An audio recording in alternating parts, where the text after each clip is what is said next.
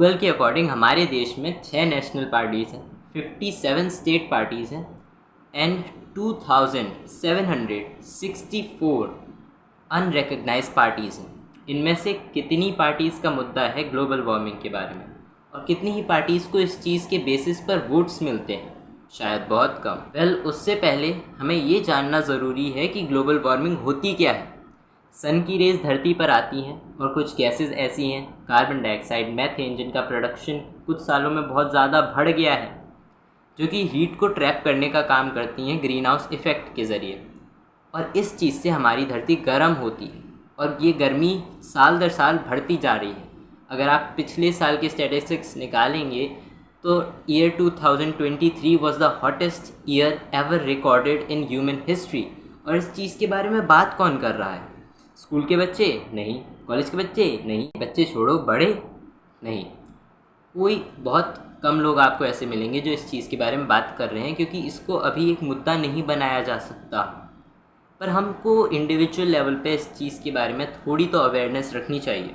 अभी के लिए एक प्रॉब्लम उभर के आ रही है और हमें इसके कॉन्सिक्वेंसेस देखने को मिल रहे हैं। इस साल ही देश में कितनी डेथ्स हो चुकी हैं ग्लोबल वार्मिंग के कारण, कितनी ही स्ट्रोक्स आए हैं, लोगों को हीट स्ट्रोक्स आए हैं हीट वेव्स के कारण।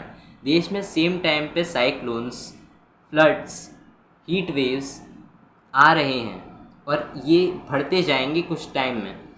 और इसका समाधान क्या है, इसका सल्यूशन क्या है? सवाल करो। खैर, सवाल करने से ये सब चीज़ें रुक तो नहीं जाएंगी, क्योंकि ये शायद नेचुरल कैलेमिटीज़ हैं। शायद चीज़ों को रोका कैसे जाए, देख मैं बताता हूँ।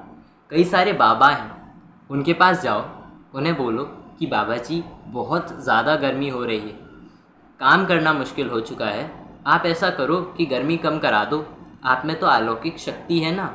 और अगर वो एक काम करवा देते हैं तो बहुत अच्छी बात है, क्योंकि वो इस काम को बड़ी आसानी से कर सकते हैं, क्योंकि उनके पास तो कई सारी शक्तियाँ हैं। 9th क्लास की बुक में इस चीज़ के बारे में बहुत अच्छे से दे रखा है कि ग्लोबल वार्मिंग क्या है और इसके कॉजेज़ इफ़ेक्ट्स 9th क्लास की बुक में दे रखा है कि अगर इस ही रेट से ग्लोबल वार्मिंग बढ़ती रही प्रेजेंट रेट से, तो बाय 2050 1 डिग्री या 3 डिग्री से हमारा टेम्परेचर बढ़ जाएगा। और ये कितना ज़्यादा होता है, क्योंकि ये पूरी अर्थ का एक एवरेज टेम्परेचर होता है, तो ये कितना ज़्यादा होता है ये आप गेट सेट फ्लाई के इस वीडियो में देख सकते हैं। खैर, उसकी बात नहीं हो रही है यहाँ पे। बात करते हैं उन लोगों की जो ये कहते हैं कि एसी ले लो। देखो, इंडिया में अगर आपको टॉप 10% में आना है तो आपकी इनकम होनी चाहिए 25,000, यानी कि केवल 25,000 से तो आप टॉप 10 में आ जाएंगे। 90% का क्या होगा? क्या वो 90% एसी ले पाएंगे? कितने एसी ले पाएंगे? उनके पास एसी नहीं है, उनका क्या होगा?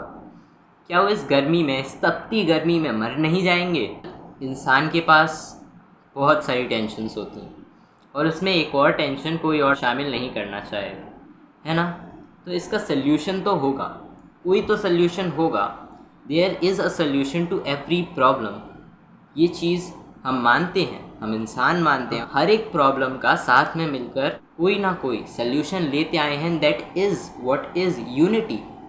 उस चीज़ को ही हम लोग यूनिटी कहते हैं। और अगर हम लोग सवाल करें, अगर हम लोग अवेयरनेस फैलाएं, केवल बच्चों में नहीं, क्योंकि ये जनरेशन क्या कर सकती है इसके बारे में, इस प्रॉब्लम के बारे में, इस प्रॉब्लम को कैसे ठीक किया जा सकता है, उस पर फोकस होना चाहिए।